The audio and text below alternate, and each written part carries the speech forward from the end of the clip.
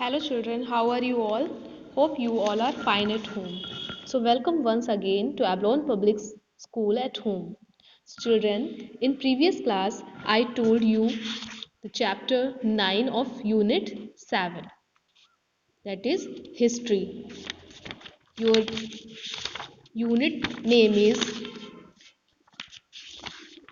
new paths and developments. So in this, yesterday I told you about the control of the coast, the kings and their areas. So today in this class we are going to learn about the concept time 8 and 9, that is about Silk Route and impact of the Silk Route. So before starting this, let's learn some good things. So children, we all should brush your teeth twice a day because teeth are important part of our body. They help us to chew our food very well and chew food digested easily. It's make our body fit and healthy. So children, make a habit to brush our teeth twice a day.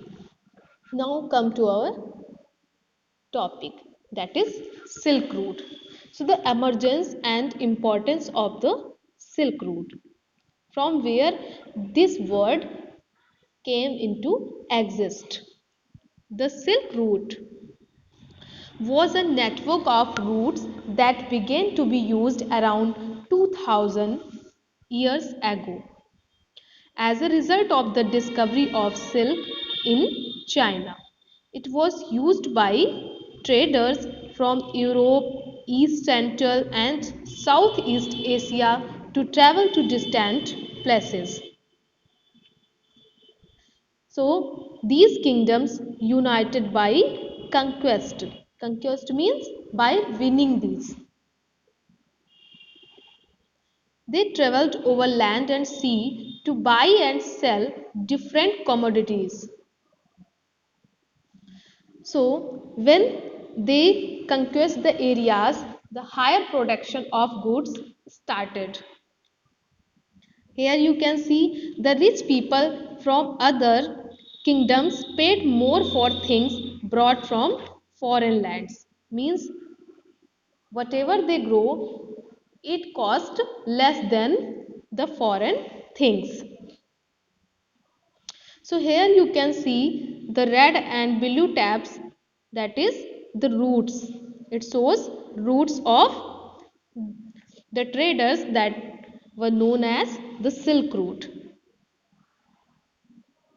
So silk production, the rich glossy colors of silk as well as its smooth texture make it a highly valued fabric in most societies.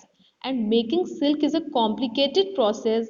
Raw silk has to be extracted from the cocoons of silkworms, spun into thread and then woven into cloth. Techniques of making silk were first invented in China around 7,000 years ago. And while the methods remained a closely guarded secret for thousands of years, so they did not want that to tell these things to any other countries. Some people from China who went to distant lands on foot, horseback, and on camels carried silk with them. The paths they followed came to be known as the Silk Route, and that is why we call it Silk Route. And sometimes Chinese rulers sent gifts to silk to other rulers in Iran and West Asia, and from there the knowledge of silk spread further west. About 2000 years ago, wearing silk became the fashion amongst ruler and rich people in Rome. It was very expensive as it had to be brought all the way from China along dangerous roads through mountains and deserts. People living along the route often demanded payments for allowing traders to pass through. So here look the map which is shows the Silk Route and its branches. Some kings tried to control large portions of the route. This was because they could benefit from taxes, tributes, and gifts that were brought by traders traveling along the route. So here you can see the trader gift valuable things to the kings, and in return kings protected them from thieves. They often protected the traders who passed through their kingdoms from attacks by robbers. The best known of the rulers who controlled the Silk Route were the Kushans, who ruled over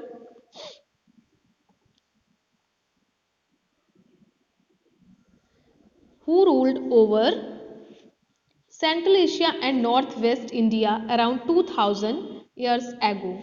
There were two major centers of power, Peshawar and Mathura. Takshila was also included in their kingdom.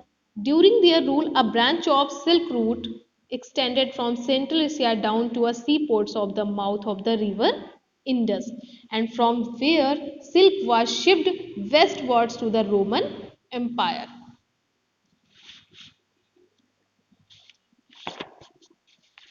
Though the Silk Route, people from faraway kingdoms with diverse cultures shared not just goods but also ideas with each other. So the Silk Route helped in the exchange of goods, thereby making many goods different available in different parts of the world. Not only silk, other porcelain, spices, wines, precious stones, bronze, perfumes, and textile also exported from China. The traders on the Silk Route often exchanged sculptures and other pieces of art, thus leading to cultural exchange. Here you can a view of the all subcontinent, other countries, routes also who traded with China. In south, the Mohenjo controlled the coast that I told you yesterday. Mohenjo, the Cholas, the Cheras, and the Pandyas. Okay, children, these were called Mohenjo, the three chiefs. So the Kushans controlled a part of the land route. The Silk Route helped in the exchange of ideas and knowledge. It led to spread of religious ideas like Buddhism and Christianity. It also helped in the exchange of knowledge about sea and land routes. The movement of traders and travelers also resulted in the spread of diseases like the plague.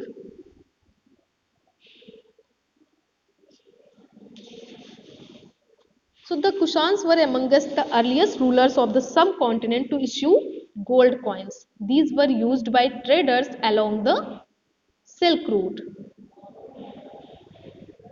So silk was also sent from China by sea.